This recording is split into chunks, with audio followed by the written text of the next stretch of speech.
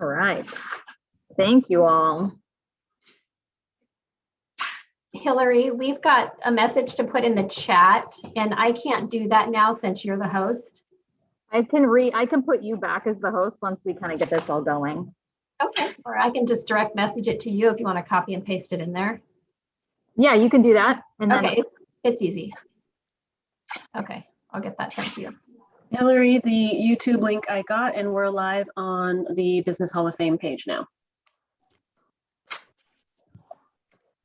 We should probably wait, right? I mean, we don't want 8 minutes of dead air because it's 12:52. So we can switch it back. I'm just curious. Because is that what the content would be right now? Is just us waiting to start this? Yeah, but you have to press play in order to view that. So You running that up? okay.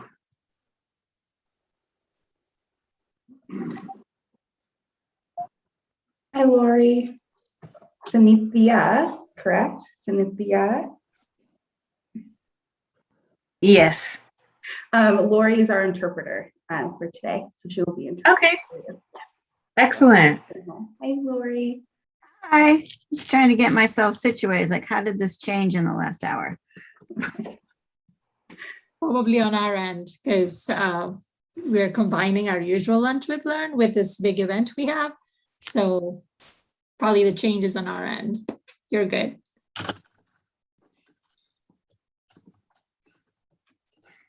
This is the last one, the last lunch with leaders for this academic year, right? Okay.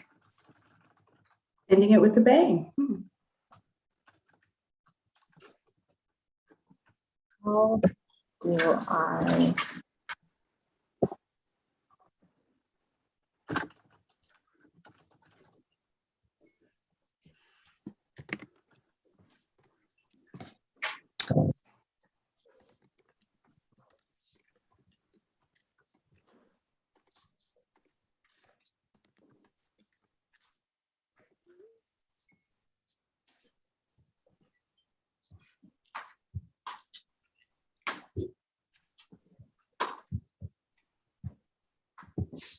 Alyssa, can you Okay, are we all set? I think Munira jumped off, probably because, like me, she could hear myself twice and I could hear myself 20 seconds later. So I think that's why she got off. Nara's here. No, I'm here, Hillary, and I Yeah. just turned myself off. Oh, you But, did? Oh, okay, there you are. Yeah, and I will go off camera. But Oh, there's Rowena. Okay, great. And how are you, Rowena? You've got like a fancy background. yeah, I'm just waiting until right before Elisa makes the introduction. Great. Or sorry, Natalie makes the introduction to the event to turn on the live stream on our webpage. Great. And then I'm going to make Dawn the host again.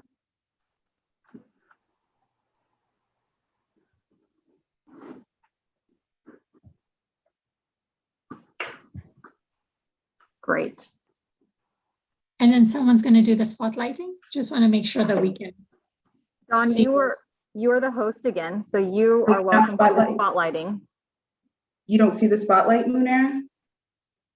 No, well, I only see whoever's talking, and I did pick the speaker view. But I know last time Dawn tried and it didn't work and I had to do it. So Dawn, if you're back being host, can you try spotlighting Elissa? I just went ahead and did Natalie, Lori, Cynethia. And let's find Lori. Are you seeing them now? They're all pinned there.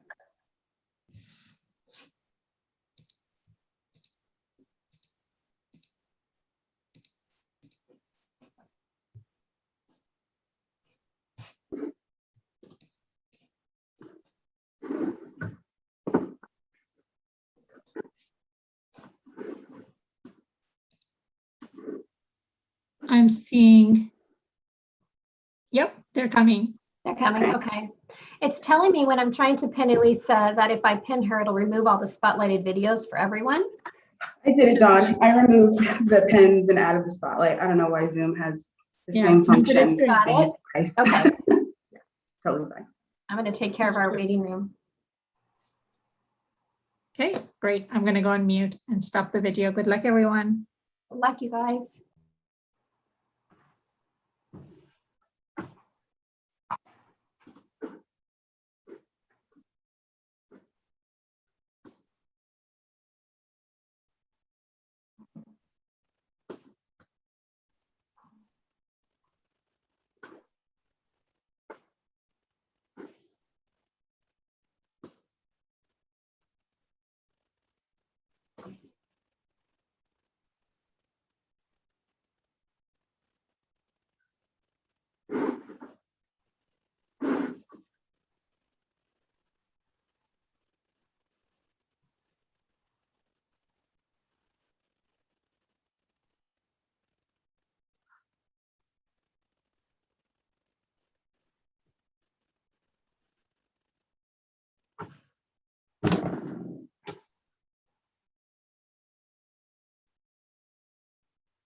And Elisa, I'll just wait until it's 1 o'clock on my clock and then I'll go ahead and just jump in. Does that sound good?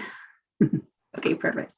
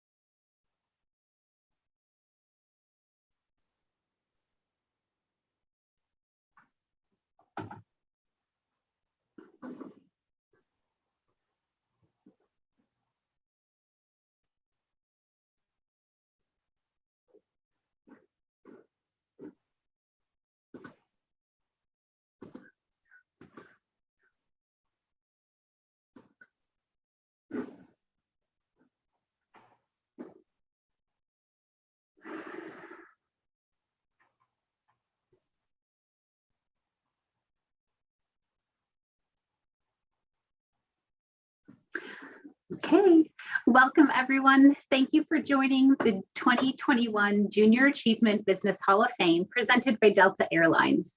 I'm Natalie Vega O'Neill, President and CEO of Junior Achievement of Washington, and I'm thrilled to kick off today's events in honor of 7 inspiring business leaders from across the state. Junior Achievement represents hope and encouragement for young people because we teach the essential skills of financial literacy, work and career readiness, and entrepreneurship. We get students thinking about their futures. Your support and participation today ensures as many students as possible develop a greater interest in their career journeys and create successful financial futures for themselves. We have so much to share with you today. Please check out the agenda on this webpage for more details. And now over to Regional Program Manager Elisa Shepard, who will be introducing our first program, a very special Lunch with Leaders session. Thank you. Good afternoon, and thank you today for joining us with our Lunch with Leaders series. As a reminder, we'll be recording the session, and if you do not consent to being recorded, please turn off your video now. My name is Elisa Shepard, and I'm a program manager here at Junior Achievement of Washington. We are so excited that you could join us this afternoon for our Lunch with Leaders series. Today, we have our Lunch with Leaders and our Business Hall of Fame attendees joining us today. Welcome, everyone. I will give a quick introduction, and then today's leader will share their story for about 15 minutes. And then we'll have 15 to 10 minutes of questions at the end. Please feel free to put your questions to me in the chat box, the host, during the session, and I will share them out with our leader later in the session. Our session today is generously sponsored by Bechtel. Bechtel is a trusted engineering, construction, project managing partner to industry and government. Since 1898, the company has helped customers complete more than 25,000 projects in 160 countries on all 7 continents. Bechtel serves the energy, infrastructure, nuclear, security, environmental, mining, metals, markets. Bechtel is a proud corporate supporter of junior achievement and its mission to support education, especially in science, technology, engineering, and math. Thank you, Bechtel, for your continued support. And with that, I'll hand it off to you, Cynethia. Yes, thank you. And I want to send a warm welcome to all the students participating, all the teachers participating, and to the Business Hall of Fame members that are participating as well. I am very excited to share some of my work experiences, talk a little bit about the profession, maybe leave you with a few tips and ideas to consider as you go through your education and go on to college or into trades. You gave a great introduction about Bechtel. I'll just share a little bit more. The company's actually been around for 123 years. It is a privately owned company by a family. As Alyssa said, we are global. We have completed projects all over the country. And just to bring that a little bit home, we've worked on projects like the Hoover Dam. We've partnered with NASA to do launch facilities. We've worked on airports in Hong Kong, Las Vegas, and London City. And in Washington State, we actually worked on the Tacoma Narrows Bridge. That actually connected a peninsula with the main Washington State. It's the second suspense bridge there. And it also is the longest suspense bridge built in the US. I work at the waste treatment plant that is in Richland, Washington, the Tri-Cities. And to put that very plainly, we are working to convert nuclear waste into glass for safe storage. That's very plain. It's very complex, but that's the easiest way that it could just explain kind of what we're doing there. And Alyssa, you did mention the different business units that we have, but I'll give a little bit of background about the different units. This is something to consider if you're interested in things in this area. The first is energy. That's also oil and gas. So we work with customers to process or transfer or store various energy resources. So one of our customers is the Shell Oil Company. So you think of gas stations, right? And that's kind of in that arena. The infrastructure side has a lot of expertise in major motorways, railway systems, the airports, the bridges. And then mining and metals is where we work with our customers to produce every type of natural resource. So we're talking about aluminum, zinc, we're talking about green solutions and really turning that land back into its natural habitat after being used. And then that last one that was, I know it was a mouthful, Alyssa, but it was the nuclear security and environmental. And that is where we do partner with government. So the US government, we partner with them for environmental cleanup. That's what waste treatment plant does. Also military decommissioning, so breaking down some of the weapons. We also work with foreign governments to do supply chain management. And then we also work in nuclear power. So I know that was a mouthful, but the project that I work in is within that last business unit, the nuclear security and environmental. And when you think of these large construction projects, the bridges and the airports, a lot of times you do not think of the support services that are really critical for these projects to happen on time, within budget, and to meet customer needs and really community needs. And one of those support functions is accounting and finance, which partners up exactly with JA's purpose. And I have been in that field for over 13 years. Education-wise, I do have a bachelor's degree in accounting and finance. So for those of you who do want to go to university and colleges, that's about a 4 or 5 year program if you do that full time. And I actually got my master's in business administration. So that's about a year and a half full time. And so I just want to take this moment to do a quick plug for education, because education are keys to opportunities. And I know when we're young, a lot of times we think, will I ever use this? Why do I have to do that? I will tell you, I had no idea when I would use my master's degree after college, because I didn't know exactly where I was going to work or exactly what area within that industry I would work. But I tell you, it was a key to that opportunity for me to grow, for me to learn, for me to take advantage of different opportunities. And so I just want to stress that you should take that education and get all that you can in that, because you never know when you'll need that key to unlock that opportunity. So that's my little plug for education right there. But a lot of times when you think of accounting and finance, people think of math.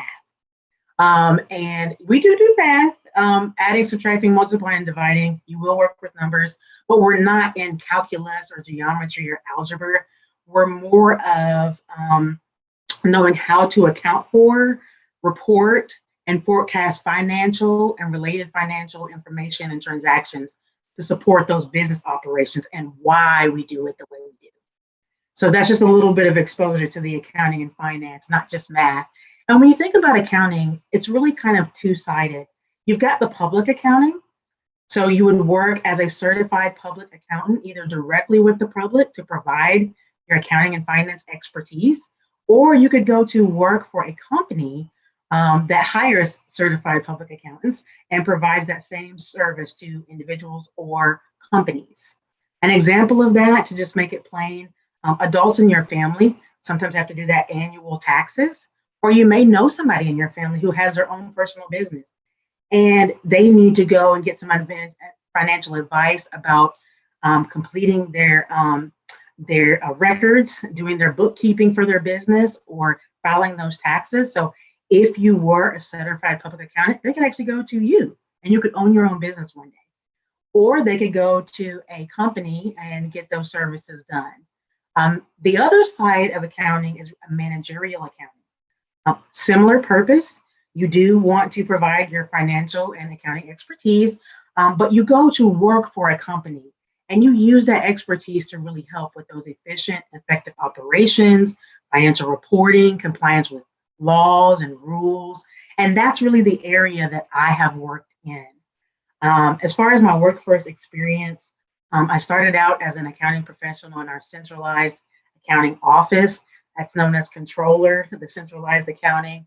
And I just performed basic accounting roles, our accounts payable, paying people and vendors for services they provided us or equipment we purchased. Accounts receivable or billing, so making sure that we're getting paid for the services and things that we provide.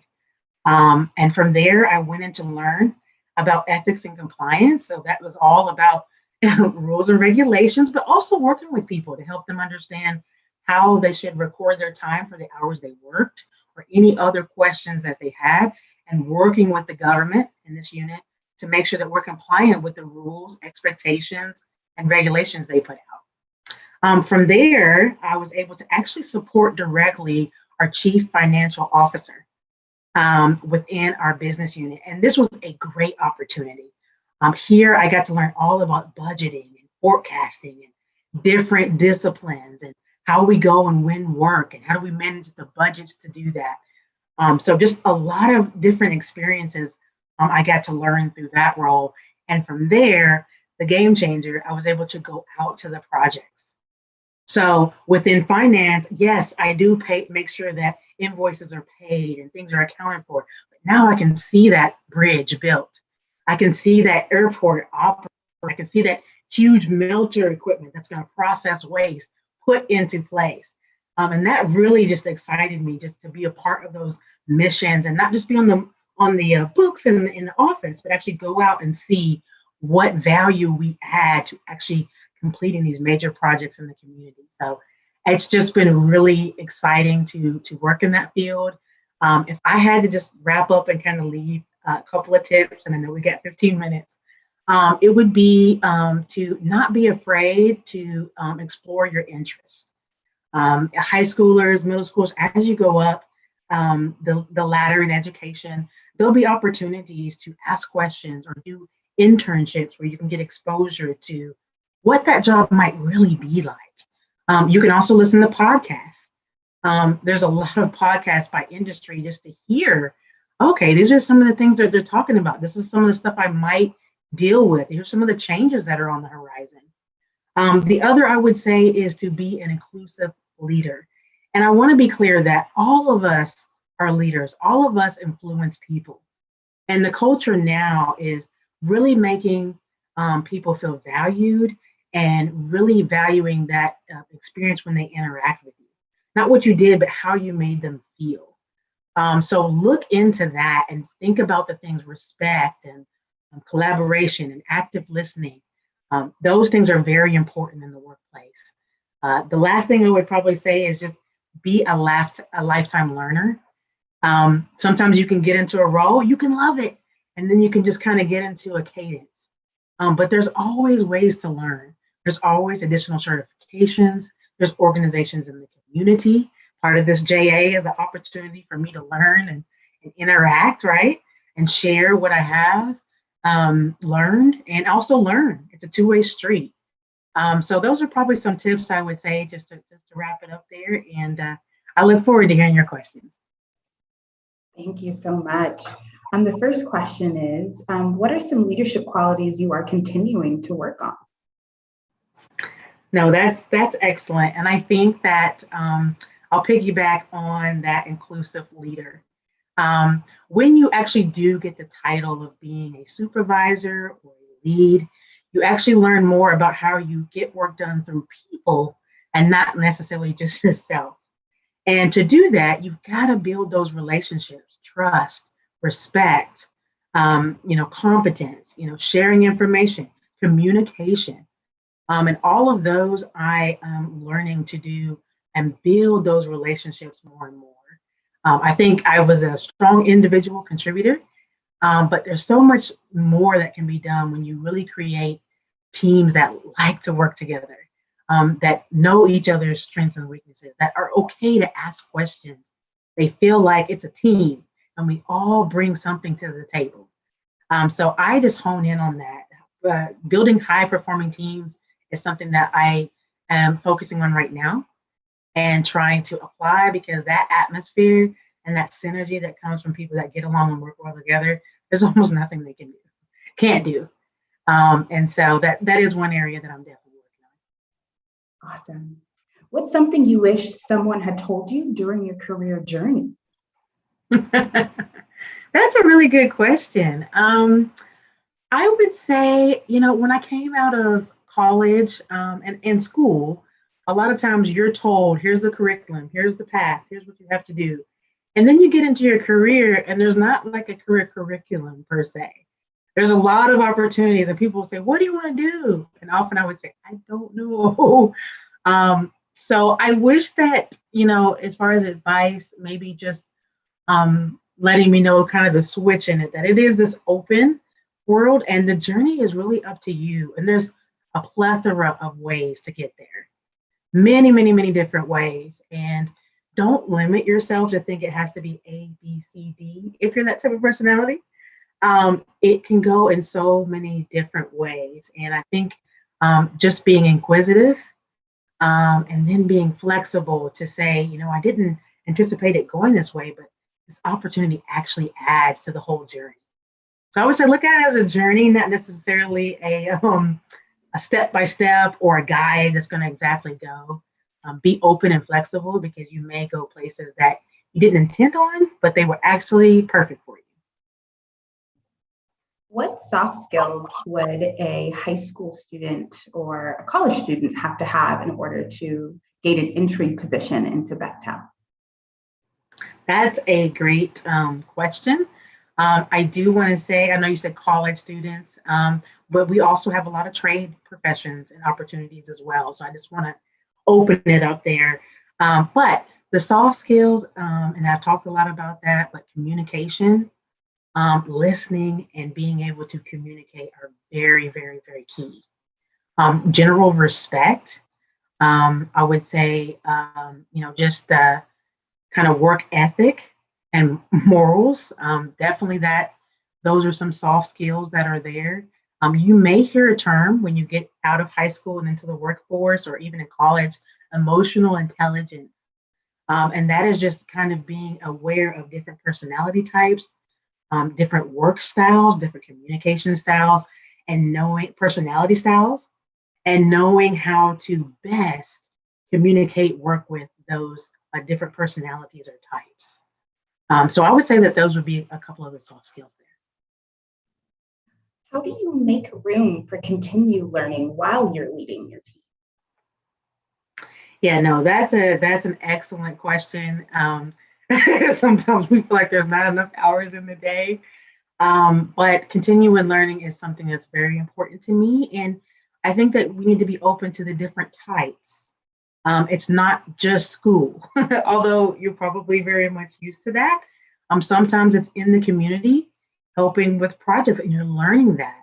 Sometimes it's just joining a club where you are all sharing your experiences and your expertise. Um, and so you just need to be, open to continuing that learning. Awesome. How did you keep your team motivated despite the conflicts and obstacles this year has faced? Yeah, no, that's an excellent question. It was definitely a shift when we had to kind of all acknowledge the pandemic and really take a look at our structure and see how we can continue to be effective and efficient in our operations. For me, we stood up kind of a weekly flow down, tag up session to just all make sure that we're aware of what's going on. We did more check-ins with the video. Our team even started celebrating birthdays where we would get on Zoom and just have do trivia or get to know one another. A lot of times we did get to know you questions at the beginning of each meeting. Kind of those wellness check-ins were very important. There were some dashboards stood up so we could acknowledge accomplishments. So I think all of those really helped us kind of come together. And we had very strong leadership that was transparent.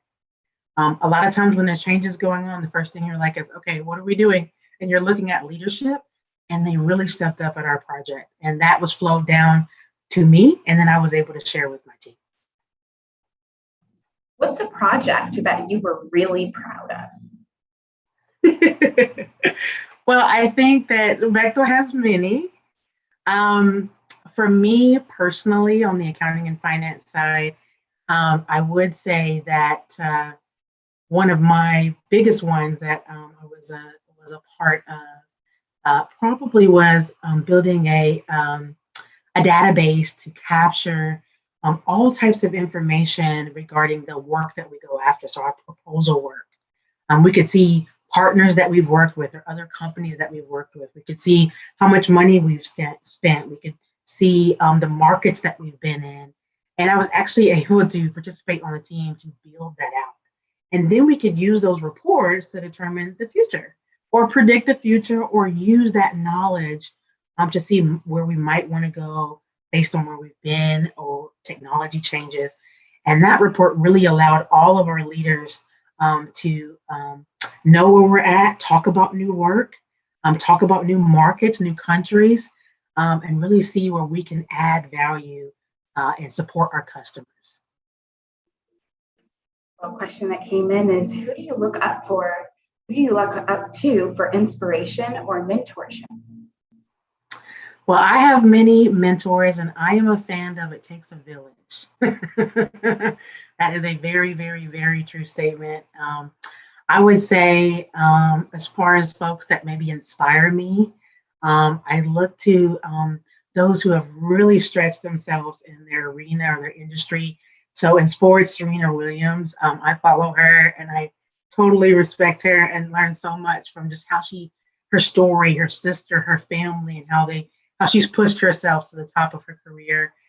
Michelle and Barack Obama, Kamala Harris. I mean, I just look up to several different leaders and how they've pressed themselves to be the strongest or the reach those kind of career heights, or that's the kind of stuff that I'm very interested in, and I get a lot of inspiration.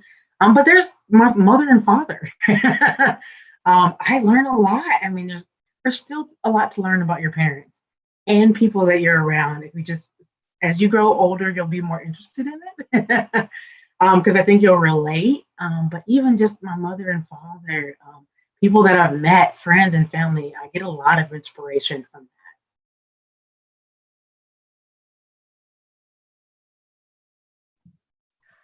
How do you inspire others while keeping yourself inspired about your organization's mission? And we have a mighty mission at our project. And I think that for me, I really try to really relate it to, what we do. When you know how you fit in a mission and how valuable what you do contributes to its completion, it kind of drives that passion in you. And so what I do is I try to find out in different areas, where does our support role really play a role? And then sharing that with each person on the team that, yes, it might seem that you're doing interfacing with auditors and trying to make sure we're complying with rules, but that keeps us in business and that keeps our customer happy that we're using the funds or doing as they expect. It keeps the government happy, which uses taxpayer dollars from citizens, that we're doing as they expect. And that helps us get closer and closer to building a plant that will process this nuclear waste in the glass. So I really do think it's connecting what you do with the mission that drives that passion. What resources would you suggest for new leaders? Resources for new leaders. One I did mention was mentors.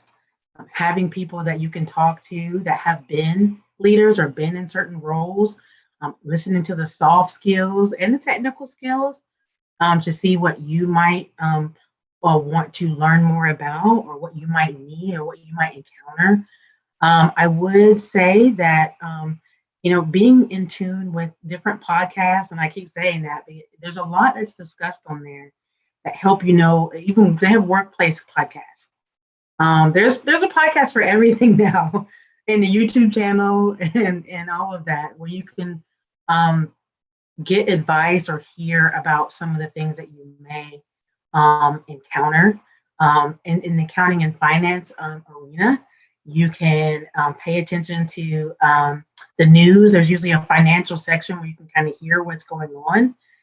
There's the Wall Street Journal is a newspaper. That's all things accounting and finance, interesting articles about things. There is, I don't know if you've heard of NPR. They do broadcasts and podcasts that's specifically on finance and leadership in that role.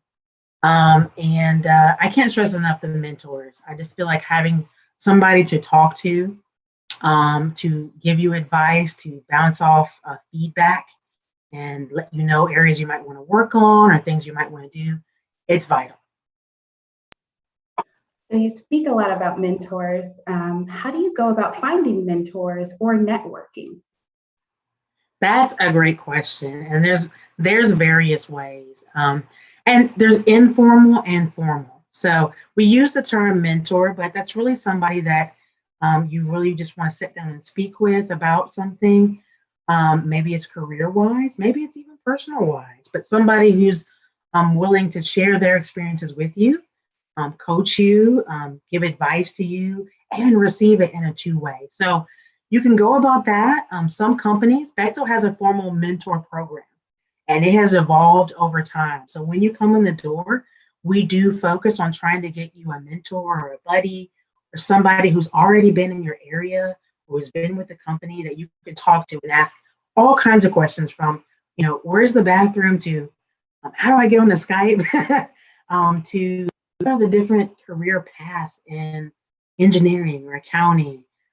So some companies have that. Sometimes you may just meet somebody in the workforce or in the community that you say, gosh, that person really inspires me. I would love to have them coach me or talk with them.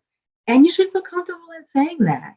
Sometimes people aren't available, so you don't take that personal, it's the timing, but sometimes people are. And you should be comfortable in talking and just asking, hey, would you mind if we get together? You don't have to use the formal term mentor if you don't want to, but I'd love to learn from you and share experiences. And that's an easy way to kind of bridge that conversation and consider getting a mentor that. One of the last questions is, we talk a lot about continued learning. What do you consider before promoting someone in a position?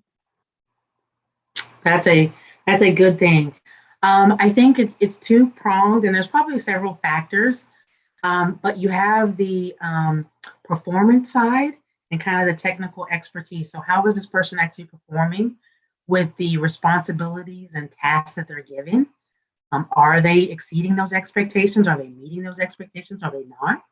And do they have the technical expertise? I always like to make sure somebody has the training and the tools that they need. We don't want to set anybody up for frustration or failure. So to make sure that gap is bridged, sometimes we look at, okay, what training have they taken? Do they need more training? And then the other side is really that interaction with people. Are they able, because typically a promotion has more responsibility and more interface with different colleagues, different people that you might work with. And so we do want to make sure that you are exhibiting or you are doing behaviors that will help you be successful. So can you communicate, or is that something you struggle with? It doesn't mean you won't get promoted, but we might need to do some work there. Are you timely? Do you meet deadlines? Are you able to listen? If somebody says, this is what I need, actually kind of work with them to understand and make sure you understand what they need. So I think those are some of the things that we look for. And you have annual performance reviews. You will have that once you have a job, and those will be used as well as tools to help know if a promotion is the right step for you. Okay, final question. What's been your favorite quarantine snack? Well, favorite quarantine snack. I will say that during the change to teleworking, there's been a lot that goes on fast. So snack wise, anything I can grab, heat up, and I just so happen to have a snack, a fruit cup, anything that's fast. Those have become my kind of go-to snacks because I don't have the breaks of the prepared lunch. A lot of times I'm just kind of right here. Healthy snacks have become something important as we sit a lot. We're at our computers. So yeah, anything that I can easily eat quickly or have it just kind of right there is probably my go-to. Well, thank you all for joining us this afternoon. And thank you, Cynethia, for your time and expertise, and Betchel for your support for this program. I put a feedback survey in the chat box. Please take a few minutes to complete the survey to be entered into a drawing for a Starbucks gift card. To all our Business Hall of Fame attendees, we hope you enjoyed this session. Next up for you at 1:45, we'll have an interview with entrepreneurs, the Mosley family from Tacoma. Thank you all for joining us this afternoon. Bye-bye.